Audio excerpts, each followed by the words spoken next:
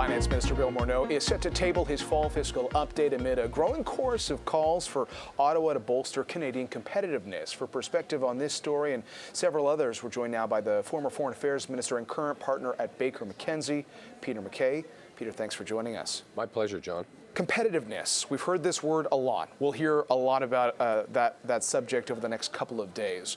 How competitive do you think Canada is right now? And what do you think should be top of mind, since we are talking about this a lot right now? Well, competitiveness cuts a wide swath through the economy. It's sometimes difficult to quantify, but some of the factors include taxation, of course, corporate and personal taxes. It includes things like direct foreign investment, which is a byproduct of competitiveness. Do countries see Canada as a safe place, but perhaps more importantly, a place where there's a return on investment? And increasingly, by that measurement alone, direct foreign investment is dropping off the table. It's down significantly over the last 3 years. And so competitiveness is a whole range of important considerations, calculations. Are we able to compete not only in the North American market, but the broader global market? Regulations is a big part of that. And one of the signals that I've heard from friends in the international community is the impression out there is that you can't build things in Canada. You can't get things done. And first and foremost, among those things we can't seem to get done is build a pipeline. And so across those and other considerations, we are facing a bit of an existential competitiveness crisis.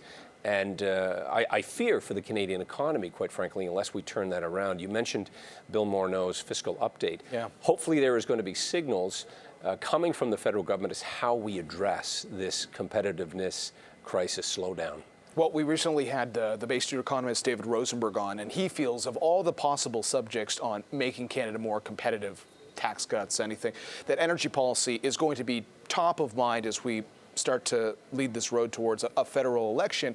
And we ran some sound bites from our earlier interview today with Steve Lott of Canadian Natural Resources, moving away from foreign direct investment, the investments that Canadian companies are making. I'll just read you a quote from that interview. He said, "We're basically in Canada, the UK, and offshore West Africa. I will say that we're doing our budget right now, and clearly the UK and offshore Africa look much better than Canada for investments." This is a major energy company in this country that doesn't speak out frequently, saying that earlier today. It seems to align with what you just suggested there. Well, and let's look just south of the border, which is, a place where we have the closest comparator, and what we have seen there is a reduction in taxation, but also removal of regulations, streamlining, and they are increasingly becoming energy independent in their production and soon to be direct competitors as far as export to the world markets. Canada is still landlocked. We are still in a position where we are almost 97% reliant on the U.S. in terms of our export of energy. And we are going to face a situation in the not too distant future where they are by far our most important competitor. No longer are we having a type of economy integration that will allow us to complement one another. They may, in fact, at some point in the future, decide they don't need our energy anymore.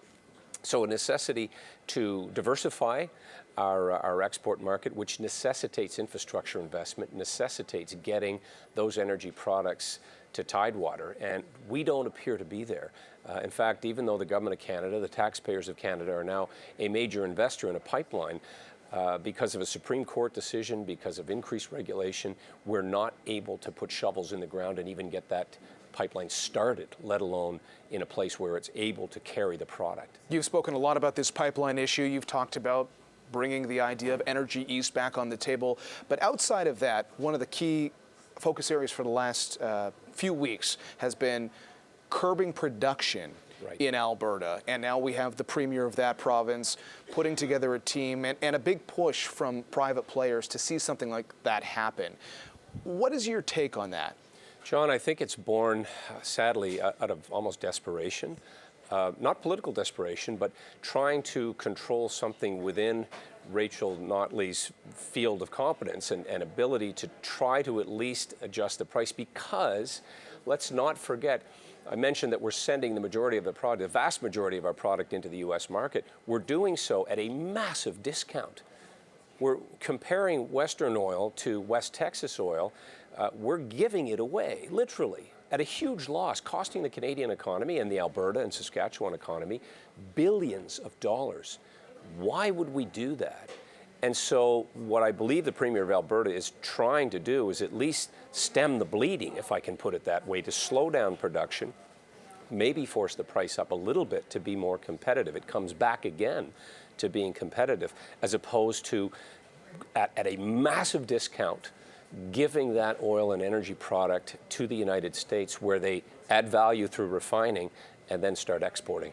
Peter, I know you're going to stay with us through the break, but in our last minute here, outside of the energy issue, as we look to Ottawa with the fall fiscal update, what would be the one thing you'd like to see on the competitive front? Well, I would like to see a big push towards actioning some of these infrastructure projects. What we as a government did during that recession, during that period where there was real emergency and urgency action required, we need to inject some same sense of urgency to get that infrastructure money out there, to try to stimulate the economy in some sense, to try to get people and trades and businesses in a place where they can at least start generating some revenue in the short term. Because we don't have, because of the spending, we don't have a cushion if a recession comes our way.